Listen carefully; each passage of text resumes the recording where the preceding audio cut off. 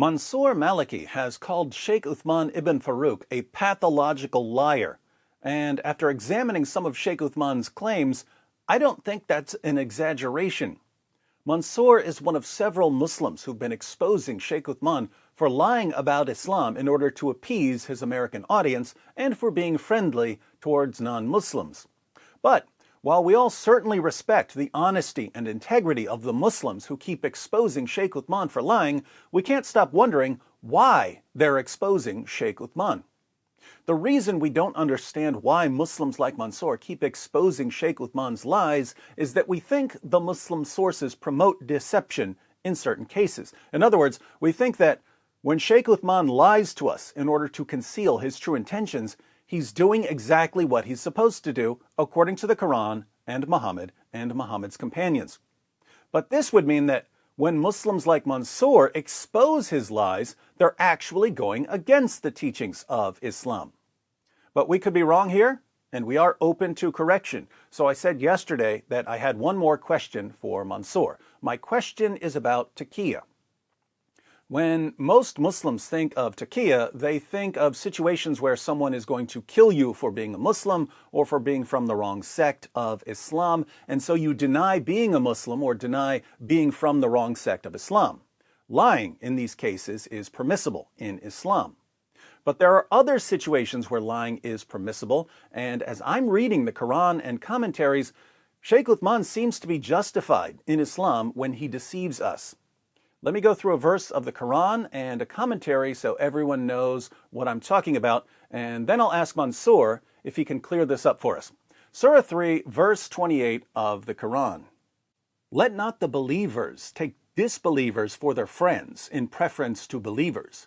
Whoso doeth that hath no connection with Allah, unless it be that ye but guard yourselves against them, taking as it were security. Allah biddeth you beware only of himself, unto Allah is the journeying. So, don't take non-Muslims as friends instead of Muslims.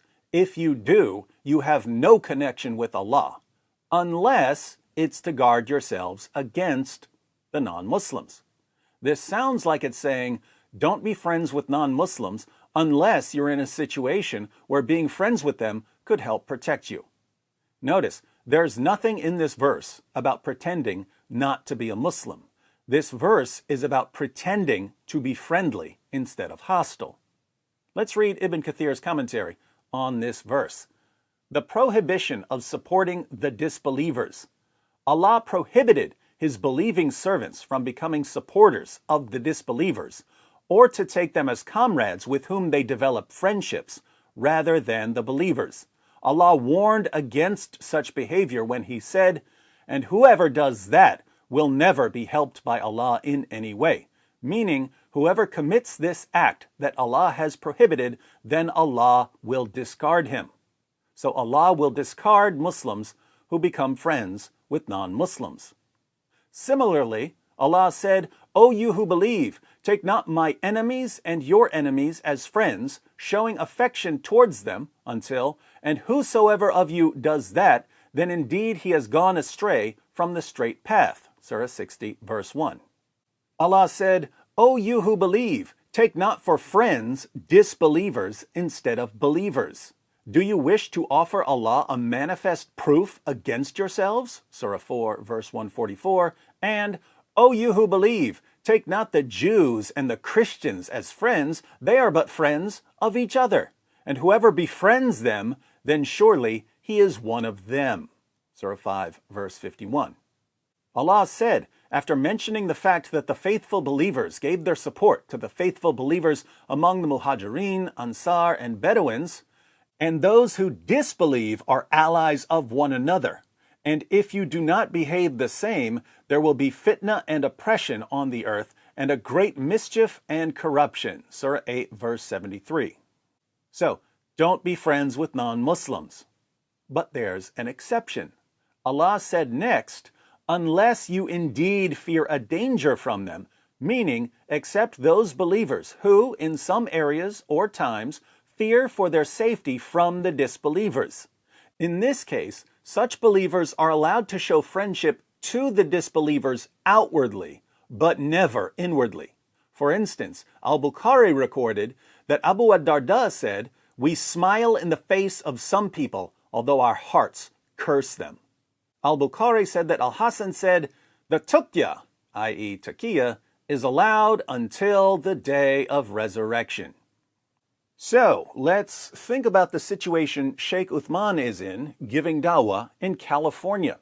Sheikh Uthman has admitted that his goal is to subjugate the entire world, force all non-Muslims to pay jizya, and enslave the wives and children of anyone who refuses to pay.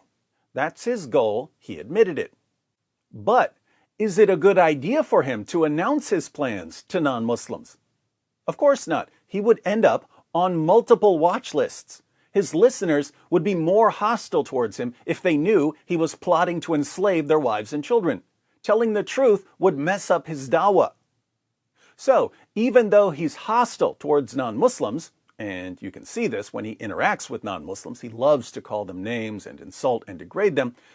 Even though he wants to subjugate and enslave non-Muslims, he could fear for his safety from the disbelievers because he's living in a non-Muslim country and is massively outnumbered by non-Muslims. What's he supposed to do then? Well, he's allowed to show friendship outwardly, but never inwardly. He's allowed to smile in our faces while cursing us in his heart.